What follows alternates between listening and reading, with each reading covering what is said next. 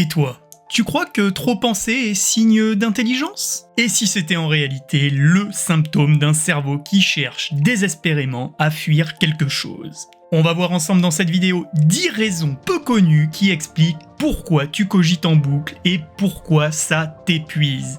Et crois-moi, la dernière raison, je la redoutais depuis des années, je te laisserai l'écouter. Raison numéro 1, parce que ton cerveau n'aime pas le vide. Imagine un peu une pièce silencieuse où rien ne se passe. Comment va aller ton cerveau? Eh bien, il va allumer la télé du mental à fond. Il déteste l'ennui. Personnellement, quand je suis dans un moment calme, genre dans mon lit, sans écran, je remarque que comme si j'étais devenu incapable d'être juste ici, au moment présent. Selon une étude de Science Magazine, 67% des gens préfèrent recevoir une décharge électrique que de rester seul sans stimulation. Raison numéro 2, que tu stresses parce que tu cherches tout à contrôler. Un pote met du temps à répondre, tu refais déjà tous les scénarios. J'ai déjà passé 2 heures à repenser une phrase que j'ai dite en soirée, à me demander si j'avais été bizarre. Spoiler, personne n'y a pensé. Des recherches de l'université Yale montrent que les personnes qui ont un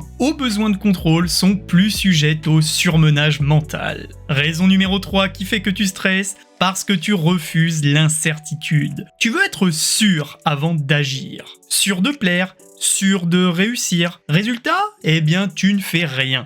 Tu penses. J'ai déjà annulé une opportunité de parler parce que je n'étais pas assez prêt. Je me suis convaincu avec des pensées pour fuir l'inconfort. Certaines études de l'université de Carleton prouvent que l'intolérance à l'incertitude génère une suractivité mentale. Raison numéro 4, parce que tu vis dans le futur et t'as peur du passé. Tu analyses sans cesse le lendemain. Tu ressasses hier, mais aujourd'hui, tu y penses? J'ai pris conscience que mes pensées m'amenaient toujours ailleurs que dans le présent. J'étais là physiquement, mais mentalement à 1000 km. La Harvard Gazette a publié une étude montrant que l'esprit humain passe 47% de son temps ailleurs que dans le moment présent. Raison numéro 5, qui fait que tu stresses constamment? Parce que tu cherches à éviter une émotion. Moi, personnellement, quand j'étais triste, je faisais des listes. Des sortes de to-do list pour ne plus me sentir vide.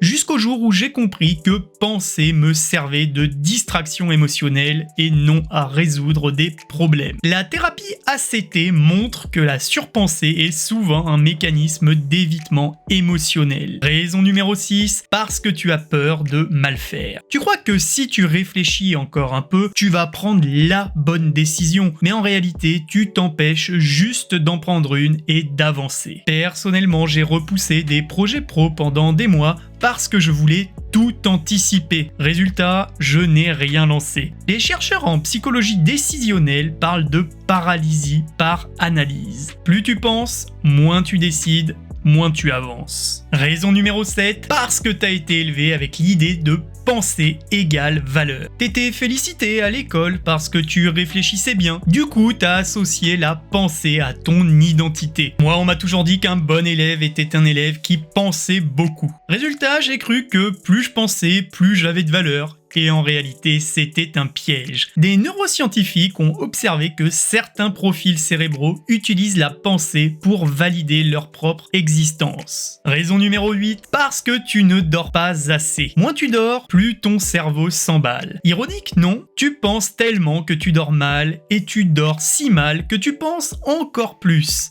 Personnellement, j'ai compris que mes nuits courtes étaient directement liées à mes cogitations. Le jour où j'ai repris le contrôle de mon sommeil, mon cerveau s'est calmé. Selon la Sleep Foundation, le manque de sommeil augmente de 60% l'activité de la zone du cerveau liée à l'anxiété. Raison numéro 9, parce qu'en réalité, tu fuis l'action. Et oui, penser, ça rassure. Agir, ça confronte. Et quand tu ne veux pas te confronter, tu passes ta vie dans ta tête. J'ai passé des semaines à réfléchir à un projet au lieu de juste le commencer, parce que ça me faisait peur au fond. Et je me racontais que c'était et je me racontais que j'étais en train de me préparer. Les théories comportementales, comme celle de Skinner, montrent que l'action change l'état émotionnel. Et ce n'est pas la réflexion qui va le faire. Tu ne penses pas pour agir, tu agis pour arrêter de penser. Et si t'es arrivé jusqu'ici, c'est que t'es apte à t'abonner à cette chaîne pour plus de conseils au quotidien. Raison numéro 10, parce que t'as oublié qui commande. T'as laissé tes pensées prendre le volant, mais t'as oublié un truc. Ce ne sont que des pensées. Tu n'es pas obligé de les croire. Je me répète souvent, ce n'est qu'un film dans ma tête. Ça me permet de prendre du recul et de revenir au présent. Les recherches sur la pleine conscience, comme l'université d'Oxford, montrent que le simple fait d'observer ses pensées diminue leur emprise. Et oui, si tu passes ta vie dans ta tête, tu as peut-être juste peur de vivre. La vraie question c'est, vas-tu continuer à penser ou commencer à exister ?